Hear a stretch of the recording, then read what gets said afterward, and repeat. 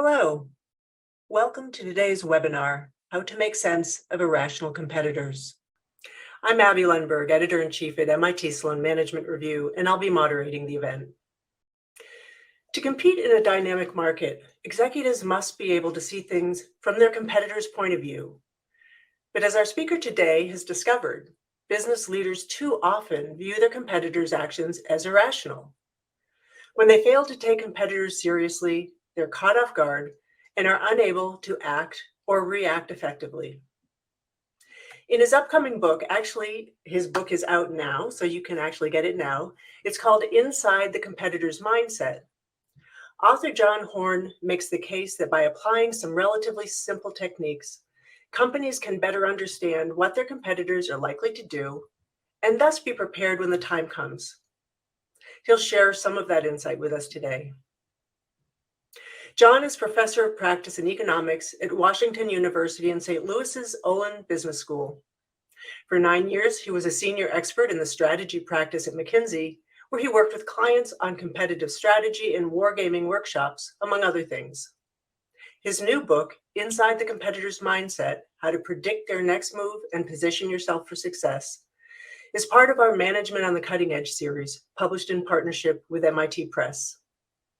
Welcome, John. Thank you very much, Abby. I appreciate it. Thank you for that introduction, and thank you everyone for joining today. As Abby said, one of the things that I first encountered when I started to work with companies on their competitive interactions and their competitor dynamics was the clients calling the others irrational. And at first I thought they were talking about behavioral economics or some other reference, but I soon found out that what they really meant was that they were irrational, making bad choices or illogical choices or choices that were incorrect. And as I started to hear this over and over and over, what I realized was that these decisions weren't irrational, primarily because the client was always able to explain to me why the competitor was doing what they were doing once I asked them a couple of simple questions. And so it wasn't the fact that the competitor was irrational, but that the client thought the competitor was irrational. And that leads me to where I want to start today, which is I'd be curious to get your sense of how often do you feel like your competitors act irrationally? So we have a poll that's going to be launched, and this poll will have these 6 buckets of what percentage of the time you think your competitor acts irrationally. You can pick all of your competitors or one competitor in particular, but just generally speaking, how often do you see your competitors making choices you say, man, that was an irrational choice? 0, about 25% of the time, about 50% of the time, 3/4, almost 100%, or 100% of the time our competitors are irrational. All right. So we can see here that about almost half of you think about 1/4 of a time, between 1 and 25%. A third of you think that about 26 to 50% of the time competitors are irrational. And almost 20% of you reported that over 50% of the time your competitors are acting irrational. This is relatively similar to results I got from a survey of a little over 500 director and above individuals that I asked essentially the same question. And their answers were, the median score was 26 to 50%. So similar to what we're having here. And about 30 to 40% across the different types of strategic decisions. The answer was over 50% of the time. So the 51 to 75 or 76 to 99. In that survey, I asked not just how often do they act irrationally, but how often do they act irrationally in marketing or in pricing or in supply chain or in talent management, et cetera. 13 different types of strategic decisions. So the respondents were thinking about types of decisions, and it was pretty uniform across the range that these same types of answers that we see here were coming up. It wasn't just pricing and everything else was, quote, rational. So again, we consistently feel like our competitors are acting irrationally. But if we step back and look at this and say, is it really true that 20% of you have competitors that over half the time are acting irrationally, truly irrationally, meaning making decisions which are not good for the organization? If we really were to believe that there was really irrational behavior, then the question we should ask is, well, then how did they get to be successful enough if they were constantly making irrational choices to be a competitor that we actually cared about? And the second question I'd ask to try to tease into this a little bit was, how often do you feel your competitors surprise you? And the answers that I got were very similar to what we see here and what I show in the book. That the median answer was about 26 to 50% of the time, and about 30 to 40% of respondents said more than half the time competitors surprise us. And that's what I've sort of uncovered and sort of see as the issue, is that when we see competitors do things that we didn't think they were going to do, or we do things that we wouldn't do in particular, that we ascribe that to, well, that's the wrong choice. That's an irrational choice. And if it's irrational, the challenge is that because we think it's irrational, it means we no longer try to predict them. So Sam, let's flip back to the slides and talk through how we can think about this and what it means to be irrational.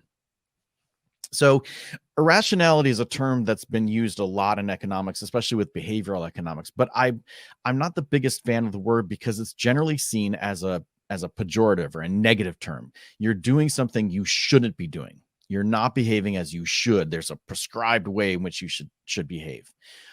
But if we again think about this, why should there be a way in which a company should behave? That sort of implies that every company in every sector should be behaving the same way, because there is a right way to win in the textile industry. There's a right way to win in the pharmaceutical industry. There's a right way to win in accounting services. But we know from strategy that every company's objective and goal is to find a way to be different, to differentiate their products or services, or how they approach the market, or where they approach the market, or which customer segments they go into. And if every company is trying to do things differently, then every company is going to look a little different, and every company is going to attack the market differently. And so we should be expecting our competitors to act differently than we do. And we should expect them to make choices that we wouldn't make, because that's what strategy is all about, trying to differentiate ourselves. And so when we think about the competitors and what we expect them to do, we sort of should be expecting them to act in ways that we don't expect, or in ways that we wouldn't choose.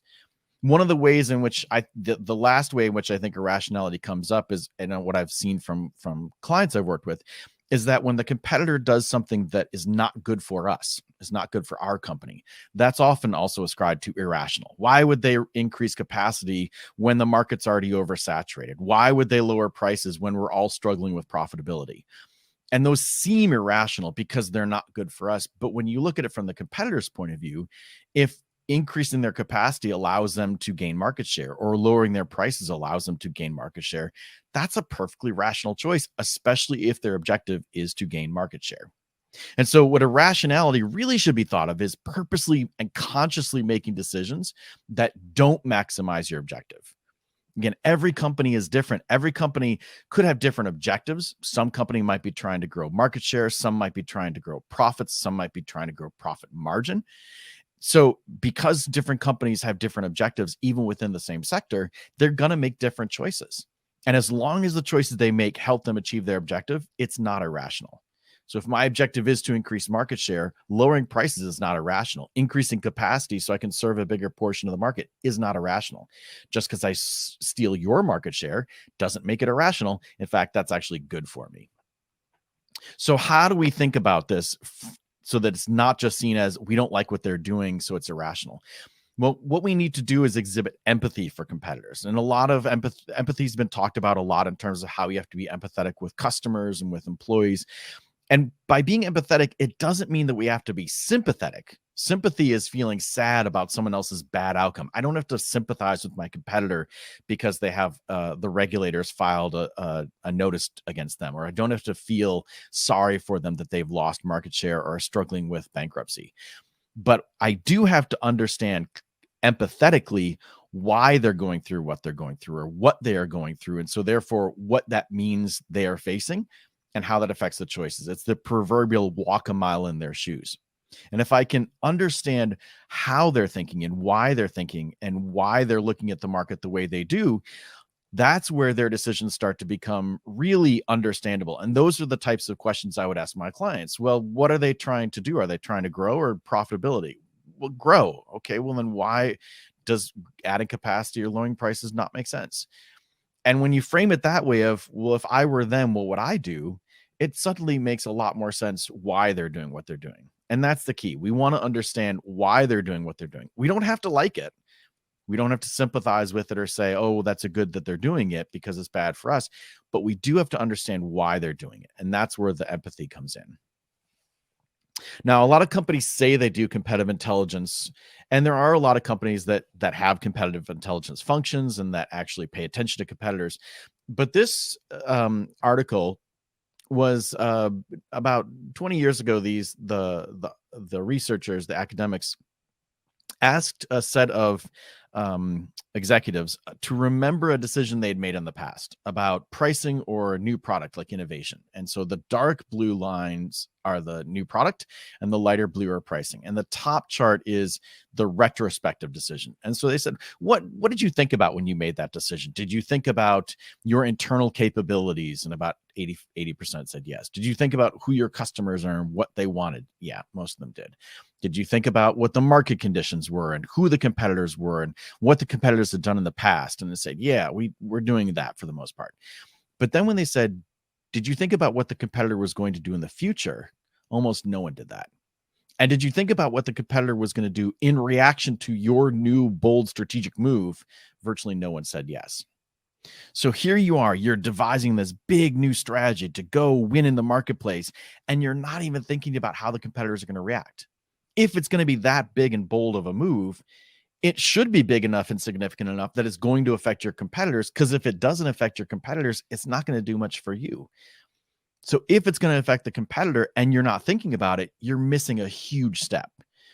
And when the researchers then said, okay, well, let's think about what you would do in the future if you had another big move, you'd think that they'd say, oh yeah, I didn't look at the past for the reactions and future moves. I'll definitely do that again in the future. No. Even in the future decisions, only in the pricing decision did you get maybe 20% of the respondents, not even, said, yeah, we're going to think about future reactions. Pricing, the easiest thing for a company to react to. You change your price, super easy for a competitor to change their price too. And yet only 20% of the executives surveyed said, we're going to think about how the competitor is going to react to our pricing moves when we make a pricing change in the future.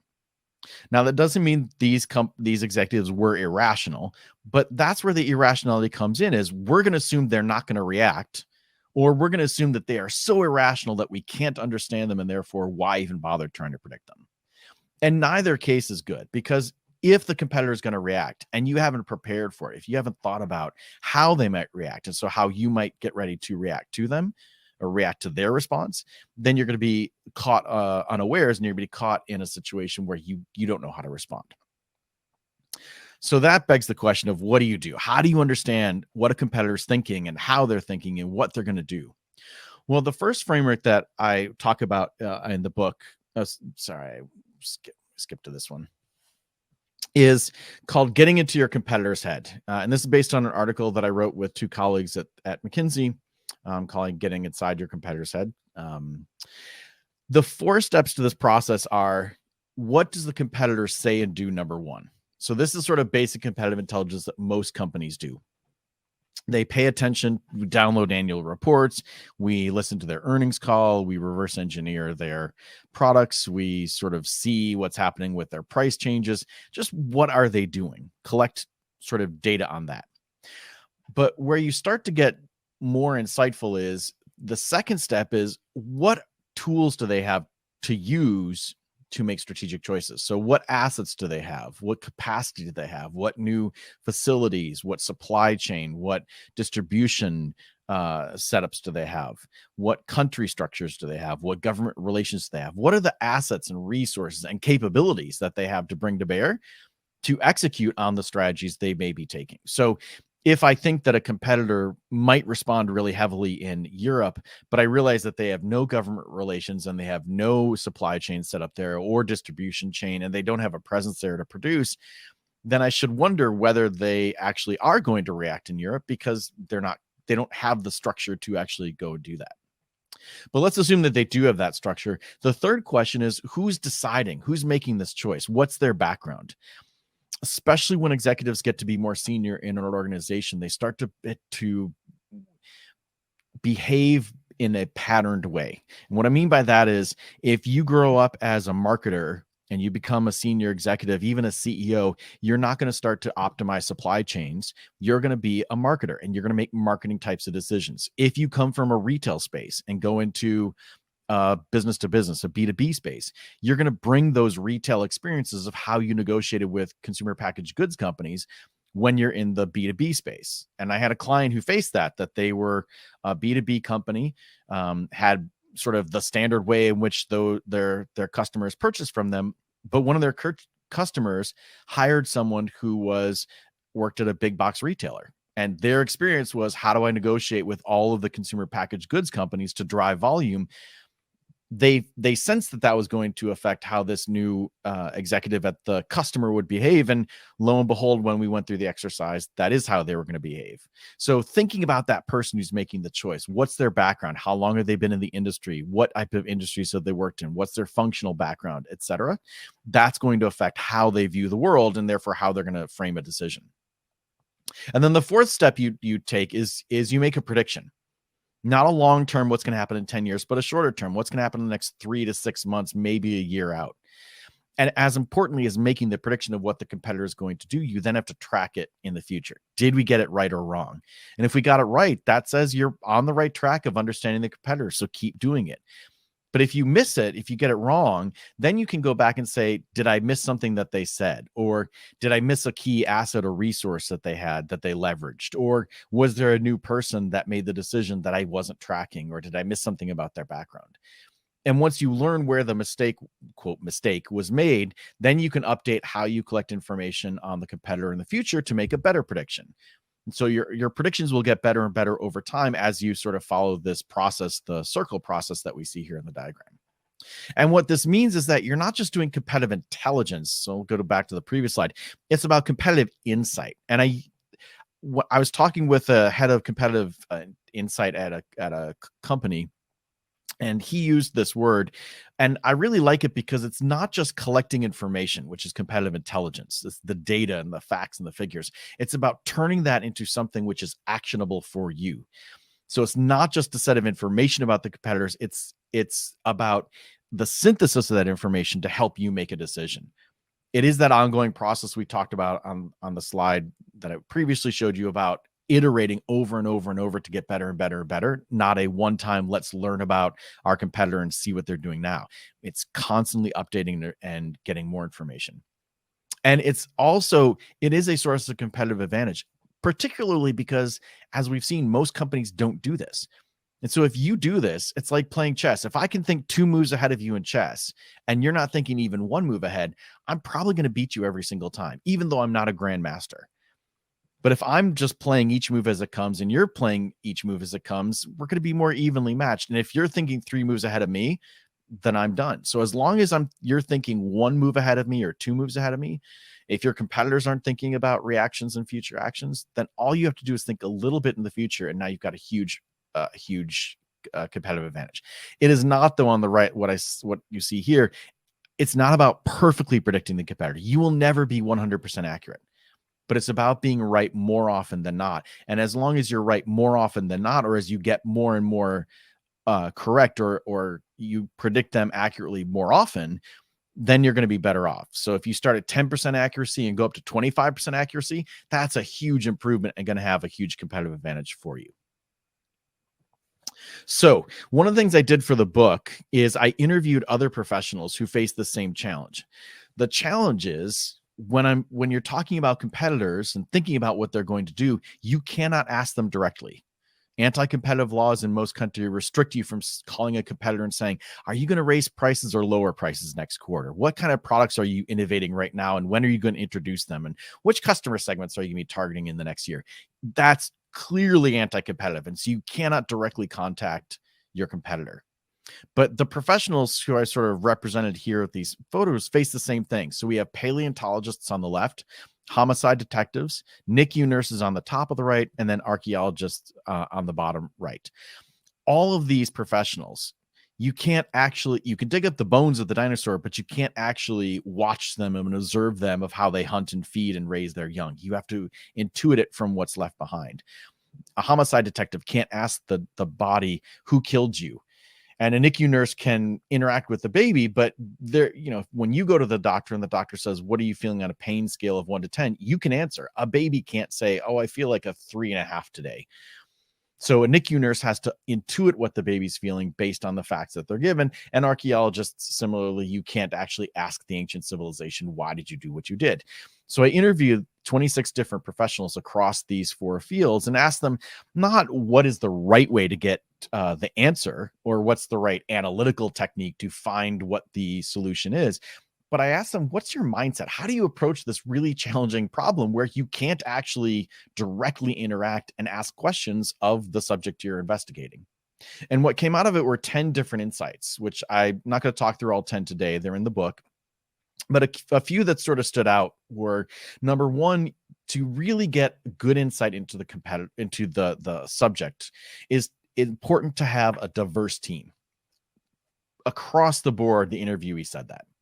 So a diverse team in archaeology is people from different cultural backgrounds, from different people who study different time periods, people who've worked on different dig sites, people who've worked in different environments, even people who have no archaeological background but have lived with that in that region or have experience studying that culture in other ways. For paleontologists, it's working with chemists and physicists and architects to understand structures and how structures are built. Botanists and others to understand what's the environment and how does all this information we're gathering from the fossils create a better picture of what the animal was living through. NICU nurses talk to other nurses and doctors and nutritionists and psychologists and social workers. There's a team with different backgrounds. And for the homicide detective also, they work together as groups. They work with other detectives, but the detectives work with each other across different cases to push and probe and make sure that they're being challenged. So across the board, this diversity was a key insight that came across from all the interviews. A couple of the others were, one, you're seeking patterns. So seek patterns in what you're trying to find. So the more you can find patterns in the data, the more likely that's going to be indicative of what the explanation is. Not always perfectly predictive, but more likely to be predictive. So it's about not just collecting facts, but seeing where the patterns emerge from the facts. Another one was about not getting how to avoid getting locked into one worldview. And all of the people I talked to said that's a challenge. It's always a challenge to not start with an assumption of here's what I think the dinosaur did, or here's what I think the society did, or here's who I think killed this person. And that to keep an open mind. And there are some techniques that were shared about how they go about trying to do that to make sure that they're not getting locked into one view or one answer. And the last thing is, especially for the homicide detective and the archaeologist, because those are the two that were more human, adult focused, I guess, investigations, is they said, remember, there's always a driver of the behavior. There's always something which is driving why that human being did what that human being did. And if you can remember that there's a behavior, that is a huge insight into thinking about your competitors, because your competitors are not throwing a dart at a board and saying, where should we enter? Where did that dart hit the map? And they're not rolling a dice and saying, well, if it's 1, 2, or 3, we're raising prices. If it's 4, 5, and 6, we're lowering prices. That's, again, sort of irrationality. It's just randomization. It's not really thinking strategically about your choice. There's some reason why your competitors are doing what they're doing. And so remember that and think about why there has to be some explanation for why they're doing what they're doing. There are a couple techniques that you can use to put this into practice. Black hat exercises are exercise where you sit down as a group within your organization and you are given a particular competitor and you are told a particular strategic move, either that you think they might make or that you are making. And then you say, okay, let's imagine we are working for that competitor, the black hat, and think about what would we do if we were them? How do we think about this strategic challenge? How do we think about the opportunities for us? It's a way of, instead of from outside in saying, here's what we want them to do, let's imagine we're running their company. What would we do? How would we approach the problem? And it's a great way of being a little bit more objective because you're freed from the bounds of here's how we think as an organization, here's how we approach the problem. You're explicitly said, great, now we can look at the world from their point of view. What would we do? It's that freeing exercise of giving permission to do that lets you see the world from their point of view. Wargaming takes that to the next level. It says, okay, now that we understand how that other competitor thinks, let's role play them. Let's actually have that team make the decision for that competitor while we make it a different team makes a decision for our organization. And we'll see what we choose and see what we think would happen in the market. And then let's make another choice. Let's react to what they did and they'll react to what we did. You can add other competitors. You can add suppliers or ecosystem partners or regulators to this. As long as the choices affect you and your choices affect them, you can simulate out whatever you want to see how it might evolve in a completely risk-free way. Because if it's a disaster for your organization, doesn't matter. Nothing's going to be affected in the real world by that. Wargaming Light, the third one, is a variation of wargaming, which is just less resource intensive. It's more of an interactive discussion about why companies do what they do and why the competitor does what they do, as opposed to the sort of more formalized war game that some of you may have experienced in the past. I like to analogize it to when you teach someone a game of cards or to play a board game. You often play a couple of rounds with the cards face up or talking about why people made certain moves across the game board. That's what Wargaming Light is. We each approach it from our own perspective of a competitor or a regulator or a partner or our organization. But instead of keeping our cards closed, we don't tell each other why we're doing what we're doing, but we can stop each other and say, wait, why did you lower your price? Oh, you're lowering your price because we lower. Okay, all right, I get that. So let me go back and change my decision. What if I keep my price the same? Then you'd keep your price the same. Okay, that's good to know. I don't need to know it's because you're gaining market share, because you're trying to improve profitability. I don't want to learn that yet. And I detail this in the book of how to approach it. But it's less resource intensive because I don't have to have a lot of logistics around the rest of the war game. Mock negotiations are a particular form of wargaming for negotiation situations. And so, again, those can be very useful for if you're in a troubling negotiation with a supplier or customer, or even a partner, a joint venture partner. The last thing I want to talk about is how to integrate this with the organization, because having good competitive insight isn't effective or useful unless it actually impacts decisions that the organization makes. And there are 3 levels in which I like to think about this. 1, people; 2, processes; and 3, performance. People is about who do I put in the positions? Who do I hire? How many people? Where do they sit? What types of incentives do I give to people in the organization to share information and use information, etc.? These are the challenges sort of I say, how does our organization work as an organization? How do our people interact with each other within our organization? That's a good basis for thinking about how to structure the competitive insight function. Because as you see on the right, whatever you do to set up that function, it can't fight the organizational structure. If you're centralized as an organization, having decentralized competitive insight isn't going to work, and vice versa. So you want to think, how do our people normally work? How do I get the right people who are going to have the right seniority and the right impact to affect change, etc.? Processes is more about the organizational matrix structure sort of thing, like who's going to own it, where does it sit, how do people go share information back and forth, what are the modes and the methods and the channels to do that. It's sort of the how do we actually do the insight that we've been talking about. And the last one is, how do I measure performance to make sure this is having an impact? Competitive insight is hard because it's generally a cost center that's not generating revenue directly, but there are ways in which you can assess whether the competitive insight function is having impact. And I talk about several in those books. You can think about individual competitive insight staff members, the function itself, and the organization overall, how competitive insight is helping. And so I detail in the book several ways in which you can actually evaluate whether it's having an impact, as opposed to just, well, it should be because that's why we designed it. So as Abby mentioned before, the book just came out on Tuesday. It's called Inside the Competitor's Mindset: How to Predict Their Next Move and Position Yourself for Success. And that's really the key.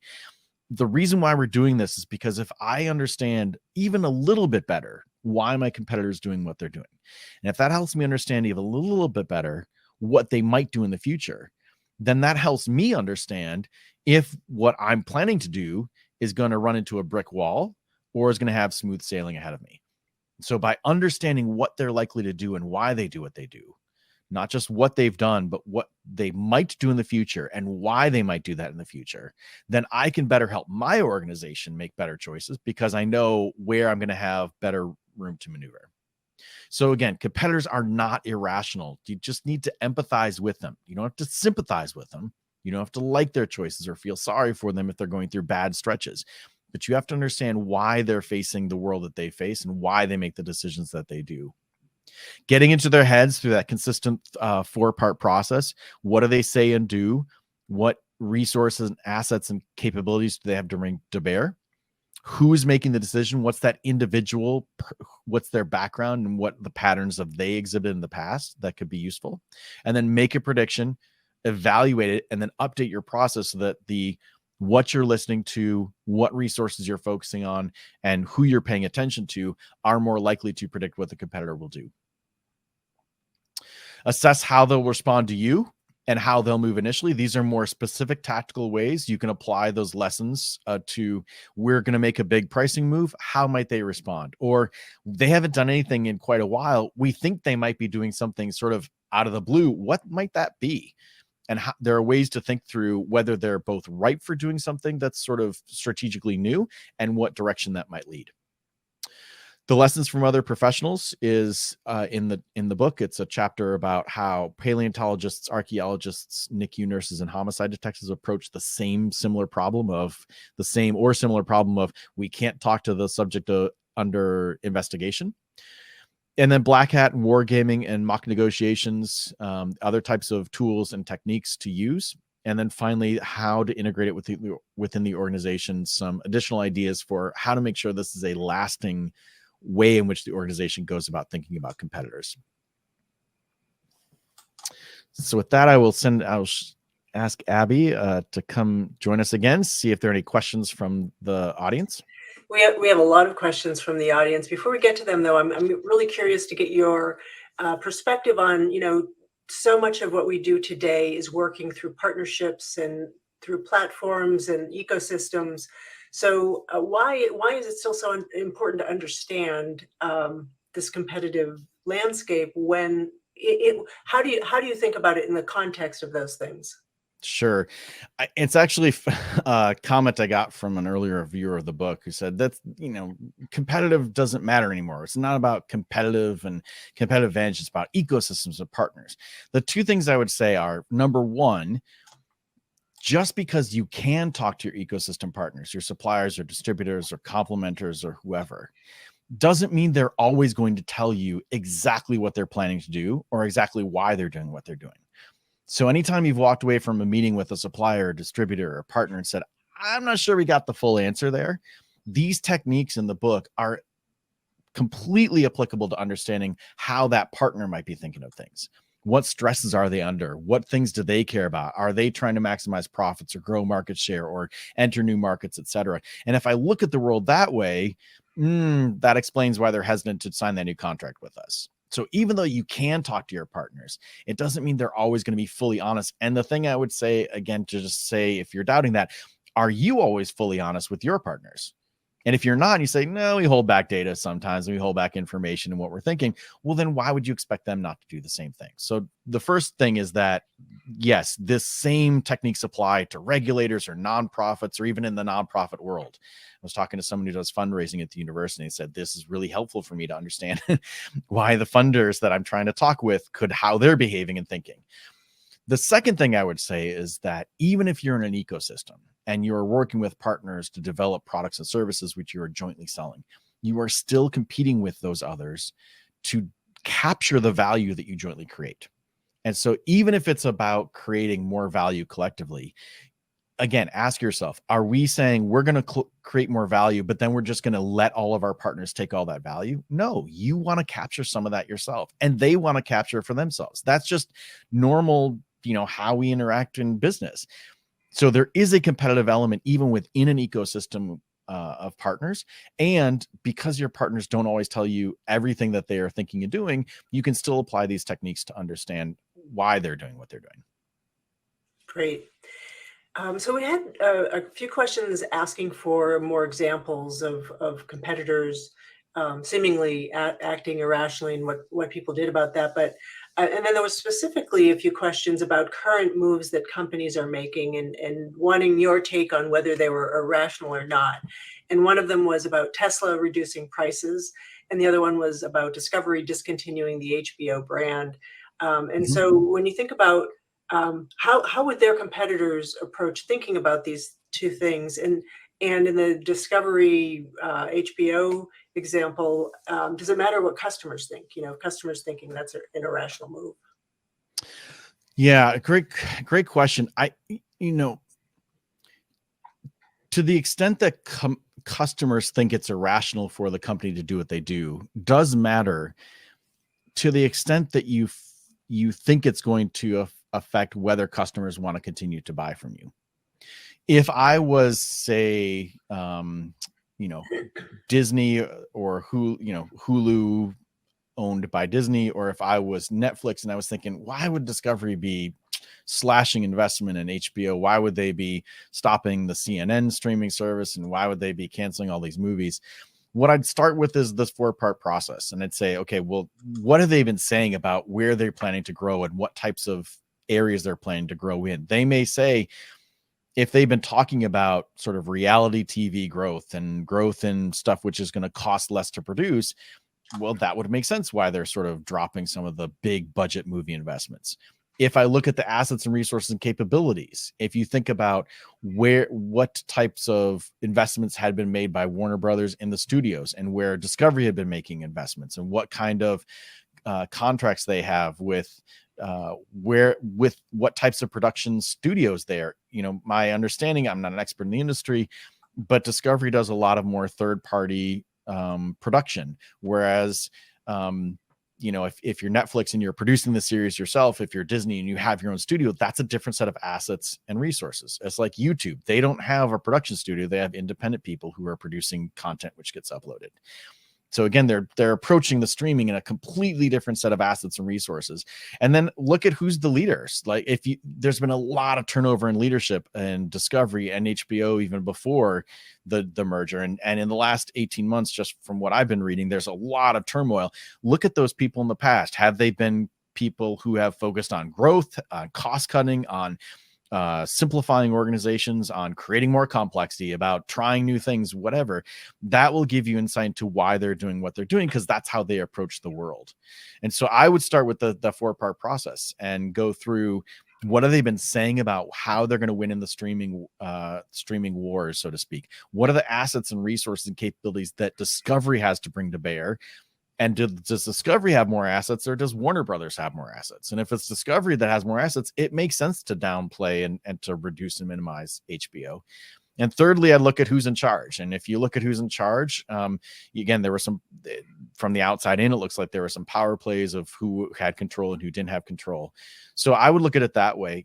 From Tesla's point of view, slashing prices, up until about 2 years ago, Tesla was the only game in town for electric vehicles. Now there are dozens of companies which are selling products. It's a competitive market. And in competitive markets, if you keep really high products, you become a niche player. They are the largest electric vehicle manufacturer right now. And if they want to stay that way, they're going to have to be lowering prices to make sure their market share doesn't get stolen. Is that irrational? Not if they want to stay large. If they're happy just making large profits, again, what do they say? What are they focused on? If it's large profit margins, then yeah, cutting prices doesn't make sense. But if their goal is to be the largest auto manufacturer in the world, then cutting prices makes total sense, especially when competitors are entering the market and trying to undercut Tesla. So there are a couple of questions that are sort of related to what happens out in the wild. One is, how do you simulate the market and customers' responses in a war game? That's from Michael Wilkelek. And then Balay Desai is wondering, he says, we're assuming outcomes flow naturally from decisions. Your prediction may have played out had not other factors intervened. How do you factor in scenarios in competitor prediction? Yeah. Two great questions. The first thing is, normally we don't include customers in war games unless it's a large customer. So I talk in the book about a war game I played with a defense contractor where the Department of Defense was a player in the game because their actions directly affected what the contractors did, and the contractors' choices directly affected what the Department of Defense could do. But in general, say if you were Apple and you were thinking about what would happen if I change the iPhone, or if I change, what kind of apps we load on the App Store. Me personally, as an Apple user, it doesn't matter what I individually do. It's not going to affect Tim Cook's decision.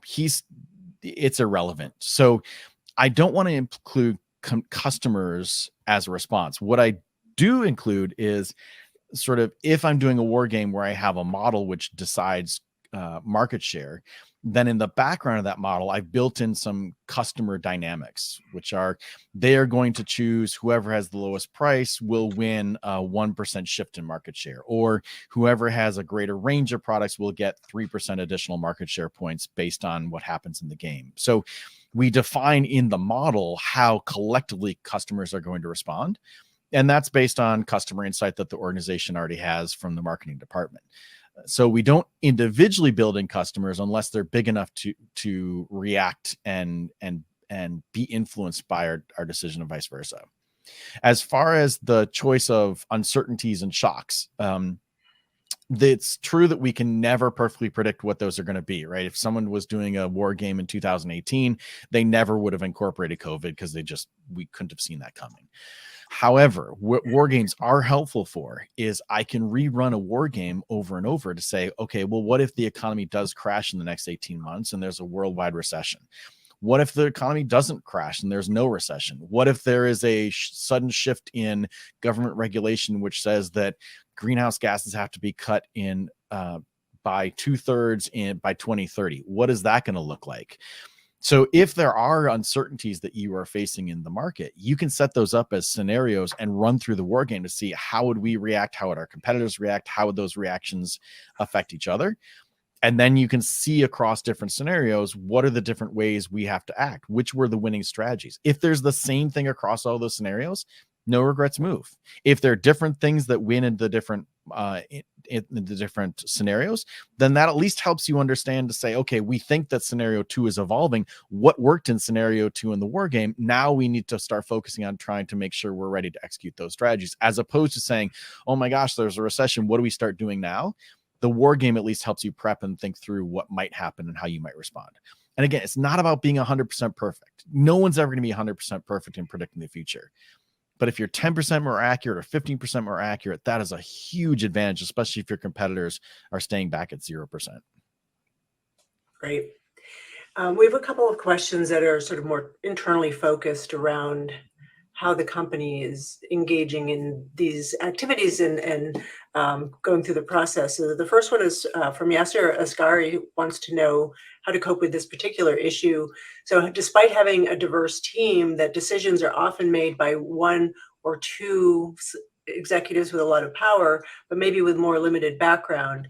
How do you have the company be more open and embrace competitive ideas and these innovative approaches?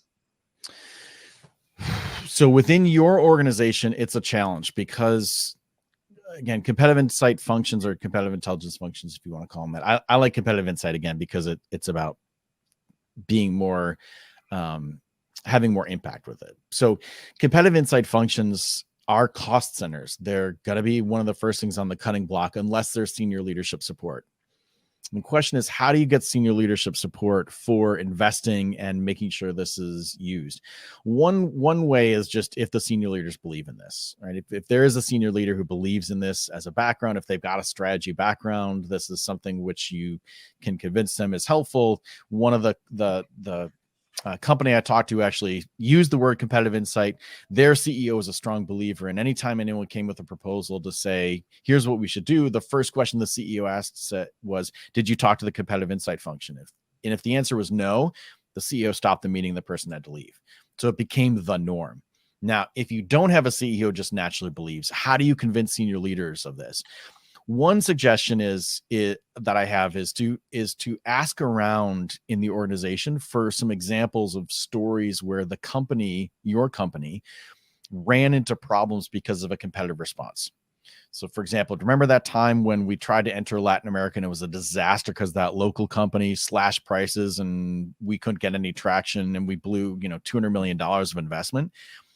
If you start asking around your organization was there a time in the last, 5-10 years where we made a move and a competitor sort of just really prevented it from succeeding? Most people are going to probably start to remember similar types of stories. You're probably not going to get 100 stories. You're probably going to get like 5, maybe 10 across the 100 people you ask. Take those 5 or 10 stories and then look at them and say, okay, of any of them, could we have gone back, given what we knew at the time? Could we have used that 4-part framework to have predicted based on what they were saying, what assets and resources they had in play, how they had behaved in the past, who the leaders were that were running the company? Is it possible? I'm not saying you would have, but is it possible we could have predicted their response? And if the answer is yes, then you say, well, look, do you want to avoid another $200 million mistake? We could have avoided it potentially if we'd actually invested in competitive insight. Anecdotes, I know, are not proof. I know that, data analytics and large data proof is the gold standard, but human beings remember stories. And a story of, oh my gosh, that was an awful decision. And I don't want to be remembered for making the same I don't want to make a Latin America entry decision myself that people are going to remember for 10 years of, oh my gosh, John made that decision. Those anecdotes can be powerful to get senior leaders to say, yeah, let's do what we can to avoid this. And as part of that, the last thing I'd say is, and I talk about this in the book, is you want to start small. You want to prove that you can actually do this. So start with one competitor and one type of strategic decision and start tracking them about that type of decision. Say it's pricing from our primary competitor. And if you can start to show that you can predict them pretty well, the senior leaders will start to believe that you can and say, well, what else can you do? Then you can add a different type of decision or a different competitor and build that over time, build the capability over time, but earn the right to do that by showing the senior leaders that you are capable of actually making good predictions about competitors. Great. So there are a couple of follow-up questions to some of your specific strategies or approaches. Michael Cicino would like to know if Wargaming Light would be practical for a startup that needs to understand more about the competition. Yeah, Wargaming Light is one of the things that I like to use Wargaming Light for, and I suggested, is for any time an organization is going to have the future of the industry discussion. So anytime you've had the strategic, quarterly or annual discussion with the team and said, okay, how do we think the industry is going to evolve in 3 years? Oftentimes those discussions go in a way in which it's good for the company. Well, these customers are going to, be available and we're going to be able to enter this this segment or this sector, et cetera.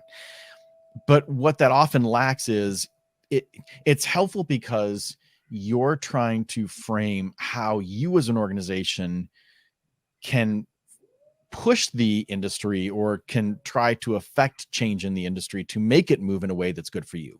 That's great. Your competitors are doing the same thing.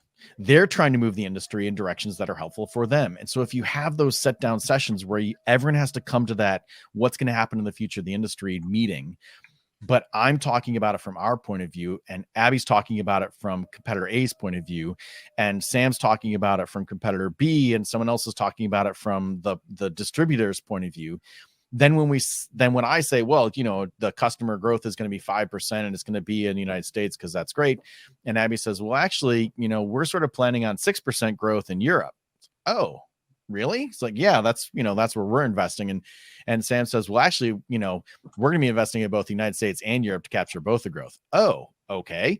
And so when you have those different perspectives on how they see the industry evolving or what's going to happen, it paints a more realistic picture. So to get to the question about entrepreneurs, entrepreneurs don't have lots of time to build a logistics heavy 6-week exercise to do a war game with lots of people involved.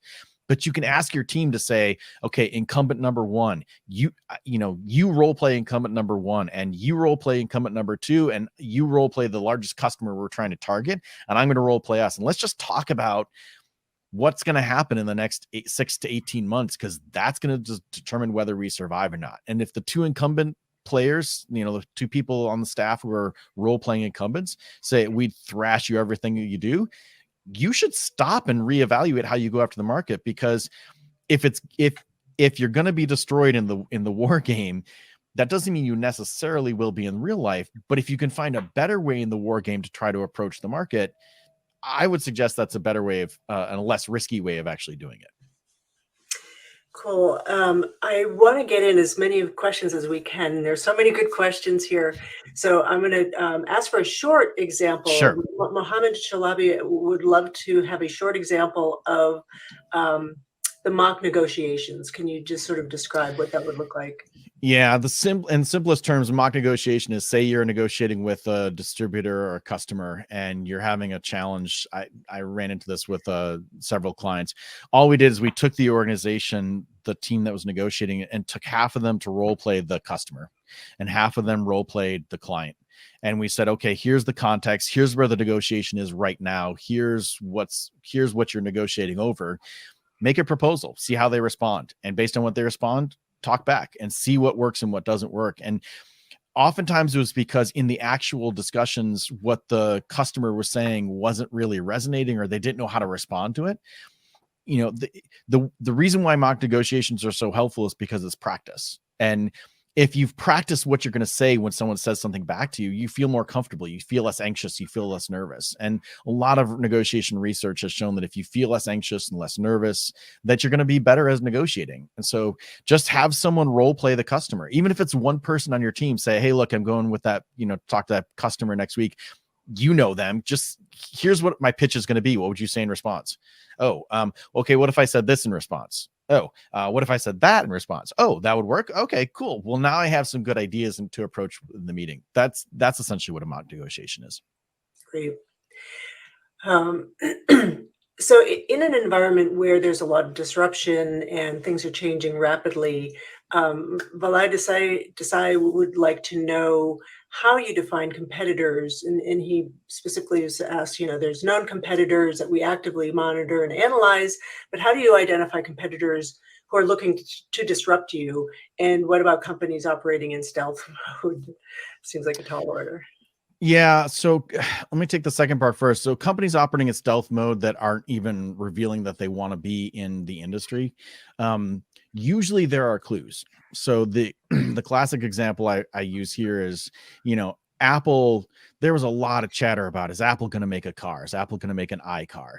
And the reason why people were chattering about that, even though they didn't open an auto manufacturing facility and they weren't actually designing cars, was because they were hiring a lot of ex-engineers from BMW. So if there's a company outside of your space which is hiring people who work in your sector, put them on your radar. Why are they hiring people from your sector? That's a first good indication. If they've acquired someone, or if you run up against them in acquisition, in bidding or in contract negotiations from your suppliers, if you start to see the same names pop up, that's a good hint that they might be prepping to do something. So true stealth mode where they're doing something inside their organization and not talking with others, yeah, that's an example you're probably not going to see. But most companies have those external cues that they're trying to enter your space. As far as the fast moving or people invading from other sectors, one way to think about that is to focusing on the what people say and do, but that second part, the assets and resources.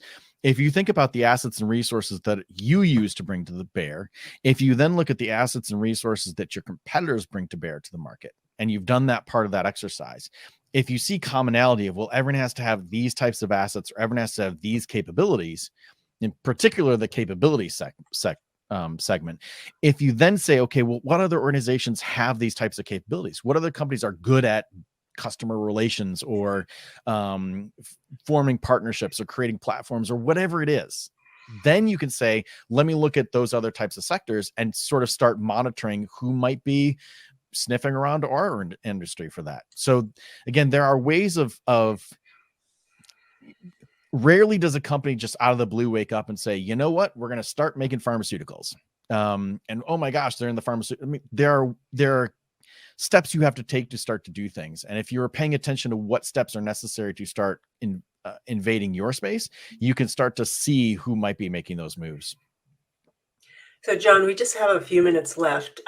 So time for one or two more short questions. And Sure. maybe this one's not a short one, but given what's I'll going try to on answer. right now with generative AI and all the Yeah. news that it's getting, the question is from Mahesh. Is competitive analysis by AI possible, and how would you incorporate that into what you're doing?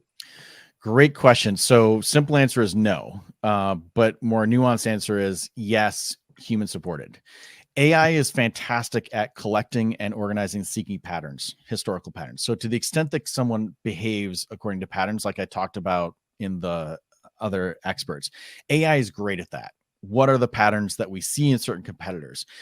But what AI structures and dashboards don't do well right now is necessarily connecting the what led to the behavior, what led before that behavior. So was it competitor A made a move, then competitor B, and that's why competitor C did what they did? Normally, what the dashboard does is said, well, competitor C did something. And it's hard to say that was because A and B did something first.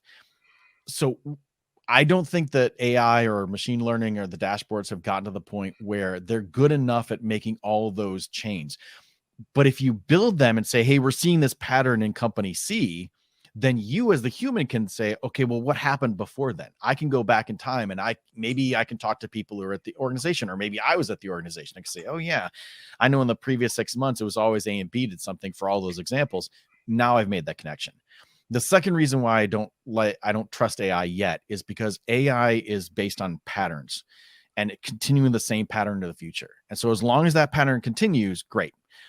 But a lot of times we're surprised when companies make moves that are different from what they've done in the past. And that's where AI is just not very good at saying there's a shift or a change or a move or a different direction. You know, the last question about invaders from other spaces or different types of competitors, that's something that AI is not going to predict. But having the database that AI can seek patterns across and can collate and collect and store the information gives you the fact base to then you as the human see what that means going forward. Great. John, last question from Ravi. Is your experience, in your experience, what is the hardest step to implement in a competitive insight process? I think the hardest thing, honestly, to implement is just getting the rest of the organization to start the process of working. I think having the leadership say, let's set up a competitive insight function and deciding here's who we're going to hire and here are the types of things we're going to track. That's great. The hardest thing is I analogize it to exercising. You can sit down and say, hey, the first of the year is coming. I'm going to start exercising 3 times a week. I'm going to go walking. I'm going to go jogging. I'm going to also go lift weights twice a week. And that's my plan. And you can plan that out and that's great. But by week 2, you're sort of like, oh, I'm done. But if you can make it to mid-February, you're probably going to be exercising for the rest of the year. And that's sort of that in-between sweet spot with competitive insight. You can plan all you want and you can start talking to others in the organization. But until you make it systemic of repeatable, until the people in the organization start giving you constant information and keep flowing more information and you keep giving them more information back and it becomes this virtuous cycle, that just takes that extra little bit to get over. Once you get there, it's just going to keep happening just naturally within the organization. But it's that in between of like, I want to start exercising, but I haven't created a routine yet. That's sort of that in between, which I think is the hard part to overcome. Yeah, no, that's good. That's great advice. So, John, thank you so much for sharing your insights with all of us today. And thank you in the audience for so many great questions. Sorry we didn't get to all of them. Recording of this program will be available within the next 4 business days. We'll send a link to the recording as well as a PDF of the slides, which also are in the handout section. And don't forget to check out John's book. Have a great rest of your day, everyone. Thank you, Abby. And thank you, everyone.